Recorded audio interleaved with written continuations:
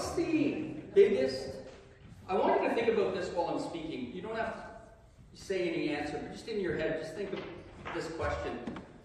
What is the biggest limiting factor on your spiritual life? What do you think that is the biggest limiting factor on your personal spiritual life?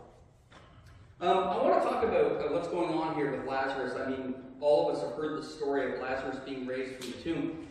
But I want to take a step back to where Jesus heard. So if we go a little backward in John 11, Mary and Martha, and Lazarus, their brother, friends with Jesus, they had eaten with them, and they knew the apostles. So they sent word in faith. They knew if Christ comes, Lazarus is dying right now. He'll be healed. And Jesus inexplicably makes the decision to not go. Now, I have to tell you, if you're ever picturing yourself in Scripture, and by the way, I encourage you to do that. I encourage you especially to picture yourself as one of the apostles and what you would be. Now, there's 12 apostles, as we know, and other disciples as well. But the 12 core apostles. Don't you think, I'm positive, that there would be discussions going on all the way through the Gospels? What we see is what they say publicly and the results of it, and them talking to Jesus with the express intent of teaching things. But there was discussion in the background. They had to have mixed feelings, being just regular guys, right? They knew if they go back to this part of the country that they're probably going to die. They're going to be stoned to death. But they love Lazarus. He's a friend. So Jesus saying they weren't going to go back there, they probably had selfishly feelings of relief, mixed with, this is really too bad Lazarus is going to die. I feel bad about this. But then, word comes that Lazarus is dead. And then, Jesus says, let's go. Don't you think one or more of the apostles, whispering in the background, would have said, let me get this straight. So, now what I'm doing is giving you the Lee Lambert version. If I was one of the apostles, I'd be one of those guys in the back stirring up trouble. Right? I'd be saying, okay, so let me get this straight. When we could help Lazarus, we didn't go. Now he's dead, we can't help him, now we're going to go. And Thomas, our patron saint, Thomas, says this. If I can find it with these glasses. Thomas, who was called the twin, said to his fellow disciples, let us also go, that we may die with him. Now, if you watch all the movies with Max von Sydow, this is a very, let's go and die. These guys are just regular blue-collar Joes. Do you know what I think it was said was, oh, okay, now we're going to go? Okay, yeah. Let's go and die. Oh, come on, Thomas, don't be like that. No, I'm not angry. Let's take my car. Everybody pile in. Let's go and die. You had to know that in the background, some of them had that attitude. Could have went and helped them. Now he's dead. Now we can't help him. Yeah, of course. Let's go now. That makes perfect sense. And off they go. If you're ever reading it, the other one I love is from Mark 5, I think, is the stilling of the waves. They're fishermen. The storm is so bad, they're scared they're going to die. Where's Jesus? Asleep in the bow of the boat. Isn't that faintly humorous to any of you? Can you just picture the scene of these guys panicking because the water's coming over the side of the boat? They're fishermen, but they can't control what's going on, but yet Christ is just laying there asleep. When I say humor, I don't mean ha-ha, sitcom, situational humor. I kind of mean the natural humor of being flawed human beings in situations like this. And then Jesus shows up. The detail put in here, I talked last week about details, where they're not added into the Bible to kind of fill it out. They're there because they happened, and there's a reason. Roll a stone away. Martha says, the body's already begun to decay. It's already stinking. He's been in there for 4 days. Why 4 days? So that we, in the modern era, and people back then, couldn't say, you know what, he was just asleep for 5 minutes. He wasn't really dead. Oh no, he was dead. because he started to rot in the tomb. And it says it right here in Scripture. And it wasn't any just person standing nearby. It was his sister, who above anybody there, maybe saved Christ, wanted Lazarus to be alive, but said, no, he's been in there for 4 days. There's no hope. But then, as we know, Christ calls Lazarus, and Lazarus comes out. I got to tell you, even Christ's resurrection would not have the impact on people that this would. What do they say are the two absolutes in the world? Death and taxes, right? Jesus just eliminates in front of them one of those. There's still taxes, but there's no more death. I've tried many times. How would I react to this? I would throw up. I would have a panic attack. To have your entire reality set, the thing that we fear above all things, Jesus just eliminated. Death is not death anymore. I can't imagine watching that. I can't imagine my reaction. I can't imagine the reaction of the people around. That he just raised from the dead someone who was dead. Not just asleep, not just had a fainting spell, or was in the hospital and had a faint heartbeat, dead. Now, people will say, well, this is a resurrection. It isn't a resurrection. Resurrection of Christ is going from one state of affairs to another state of affairs. This is technically a resuscitation. Because we know at some point, we don't know how, Lazarus would live his life and then die a natural death, unlike Christ. This impact, and the reason we have this story among all, is not just a healing story. It is to remind people that the one who created all life in the universe can also change that life. I'll go back to the question I asked you at the start. What is the single biggest limiting factor on your personal spiritual journey? It's all the same for all of us.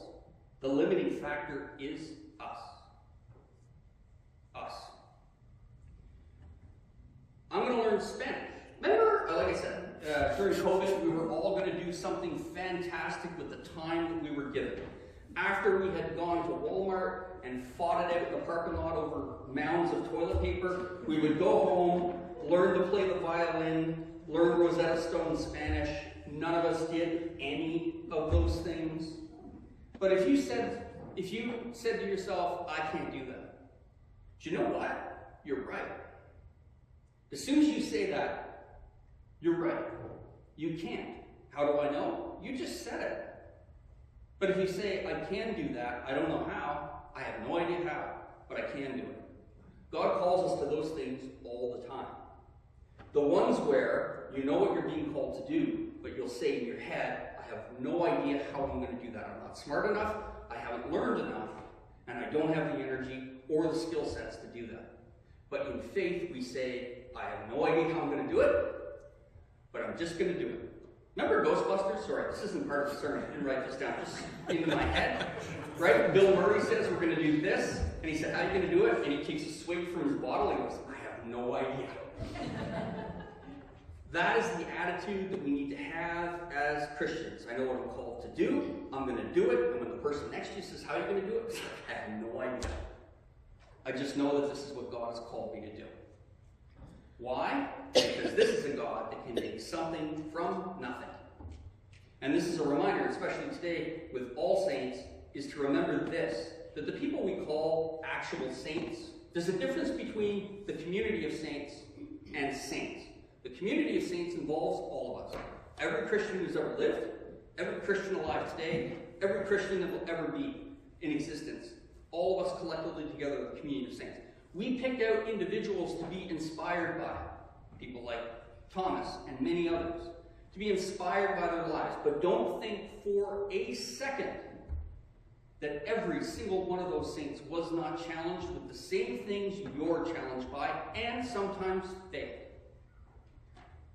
Thomas, our patron saint for this parish, was called Doubting Thomas because he had questions.